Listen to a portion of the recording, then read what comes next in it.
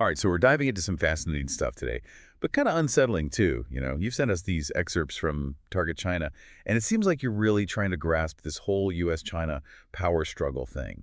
Basically, how is the U.S. trying to cage the dragon, as the book puts it? And what does that even mean for everyday people like you and me? Yeah, it's a huge question, especially now. And to really get it, we need to rewind a bit, go back to the basics. Okay, so like time travel, where are we headed? 1948, actually. Picture this. The Cold War is just getting started, right? And there's this guy, George Kennan, who's basically running U.S. strategy. He writes this memo, PPS 23, and lays it all out. We control half the world's wealth with only 6% of his people, and our job is to keep it that way. Not exactly subtle, is it? Wow. Talk about saying the quiet part out loud. Yeah. But how does this, like, ancient memo connect to China today? That's the thing. Even back then, Kennan saw China as a potential player on the world stage, a major power down the line.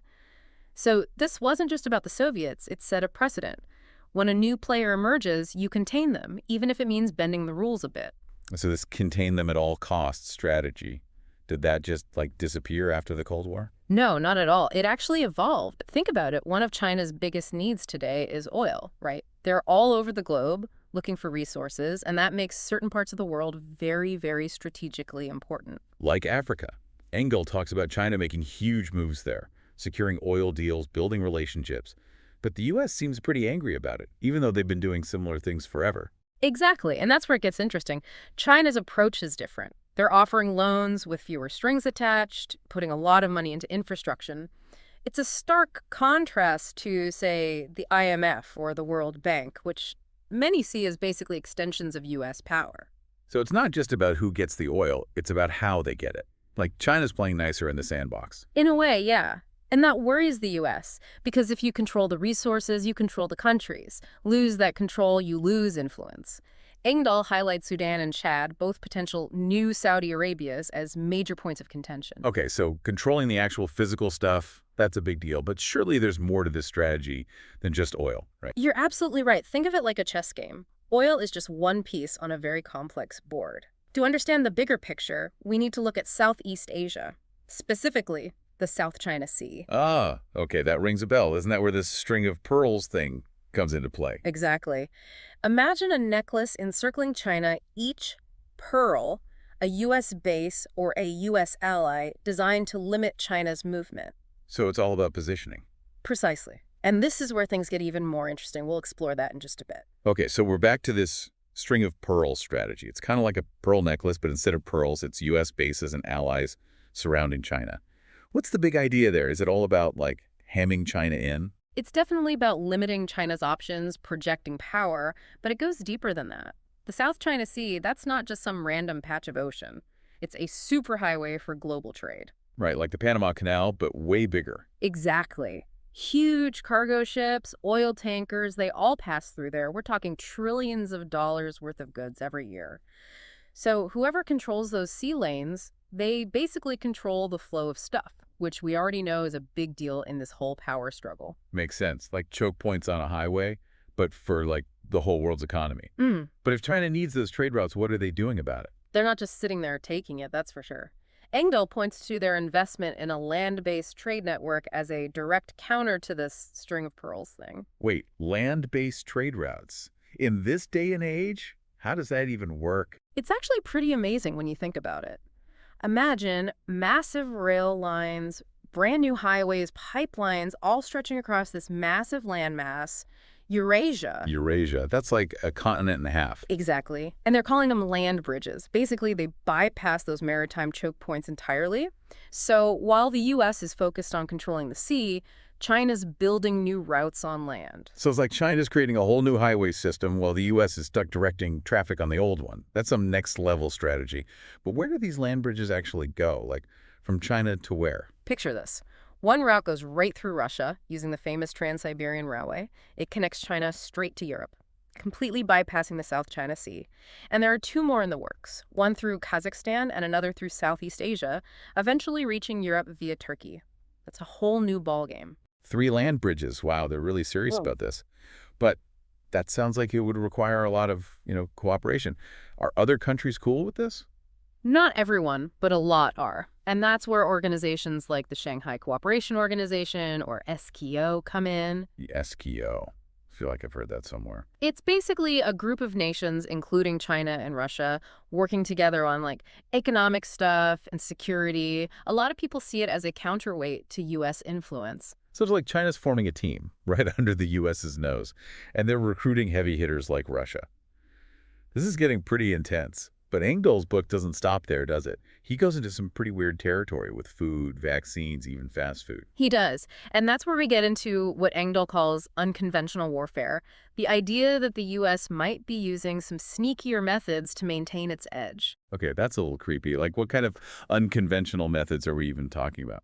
Well, he uses the example of fast food. Engdahl suggests that it's designed to be addictive, flooding the market with cheap, unhealthy calories. And it's not just about, like, individual health. He argues that it could impact a whole workforce. So Big Macs as, like, weapons of mass distraction, that's kind of out there, isn't it? It's a controversial claim, definitely. But it does raise questions about how food can be a tool, you know? And it's not just the burgers. Engdahl also goes into the world of GMOs. GMOs. Okay, now I'm really skeptical. What's the evidence there? Engdahl talks about studies like one with hamsters where the third generation they become infertile. It's pretty disturbing stuff. He also talks about the lack of long-term studies on how GMOs affect humans. That hamster study does sound alarming. But haven't I heard about GMOs helping with food shortages and things like that? Yeah, it's a complicated issue. There are definitely valid arguments on both sides. Engdahl is presenting a very specific view, but it's something to think about. Okay, so maybe GMOs are still up for debate. But what about vaccines? That seems like a whole other can of worms. It's a sensitive subject for sure. But Engel brings up concerns about vaccine safety, like the alleged links to things like autism. He even questions whether the pharmaceutical industry might be putting profits before people. Those are serious accusations. But doesn't that sound kind of like a conspiracy theory? It's important to be critical, for sure. Engdahl makes these claims, but they're not exactly mainstream science. Most doctors will tell you that vaccines are safe and effective. But, it's also important to have open conversations to listen to people's concerns. You're right. Asking questions, looking at all sides, that's important. But this whole unconventional warfare thing, it makes you think, doesn't it? Are there other ways this could be happening? That's where we get into the really interesting stuff, the world of finance. Because in today's world, real power might not be about armies, but about money. Okay, so now we're talking money. I like where this is going. Tell me more. Well, Engdahl argues that financial warfare is a key part of this U.S. strategy. He points to China's massive holdings of U.S. debt, trillions of dollars worth, and asks if it's basically a ticking time bomb that could be used against the U.S. A financial time bomb. Okay, now this is getting good. Let's break that down right after this. All right, so back to this whole financial time bomb thing. How does that actually work? Like, does China just get to call up the U.S. and be like, hey, pay up, or else? It's a bit more complicated than that, but basically, yeah, China has some serious leverage here. Remember how we talked about Kennan and that whole idea of U.S. dominance?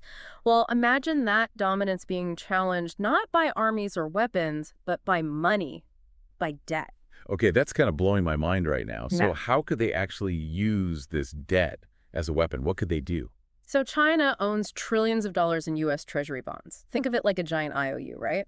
The U.S. owes China a ton of money, and if China wanted to, they could just dump all those bonds on the market all at once. And what would that do with the U.S. to, like, go bankrupt overnight? Not exactly bankrupt, but it would be a huge shock to the system. Suddenly, there's a ton of U.S. debt flooding the market. And when something becomes more common, it becomes less valuable. So those bonds, they would be worth less. Okay, so what does that actually mean? It means the U.S. would have to offer higher interest rates to make those bonds attractive again, to find new buyers. And when interest rates go up, it affects everything. Borrowing money gets more expensive, businesses slow down, it can snowball into a real crisis. Wow, so China could, like, trigger a financial earthquake in the U.S. just by messing with these bonds? But would they really do that? What's in it for them? That's the billion-dollar question, isn't it? Some people think China could use this leverage as a bargaining chip, a way to keep the U.S. in check, like, don't mess with us or we'll crash your economy. High-stakes poker, but with trillions of dollars at stake. Exactly. But it's a risky move, even for China. Their economy is pretty tied to the U.S. as well, so it would be a dangerous game for both sides. So it's like they're both standing on this really wobbly platform, each with their finger on a button, that could send the whole thing crashing down. That's a pretty good analogy. And this is where things get really interesting because we've talked about all these ways the US seems to be trying to contain China, right? But China's not just sitting back and taking it. They're building these land bridges, these economic alliances. They're looking for ways to break free. So it's like a constant back and forth, a chess match with the whole world watching. Exactly. And it's impossible to say who's going to come out on top. Engdahl lays out some pretty convincing arguments, but at the end of the day, the future is still unwritten. There are so many factors at play here, things we can't even predict. So what you're saying is, buckle up, because things are about to get even wilder. Pretty much. And the best thing we can do is stay informed, keep asking questions, and be prepared for the unexpected. This isn't just some abstract geopolitical game. It affects all of us. It's a lot to take in, that's for sure. But it's also fascinating. We started with a dusty old memo, talked about oil, vaccines, even Big Macs, and ended up in a world of financial time bombs and global power struggles. And that's the thing about these deep dives, right? It's all connected. And the more we learn, the more we realize how much we don't know. Absolutely. So to everyone listening, keep digging, keep questioning, and most importantly, keep learning. That's what this is all about. Until next time.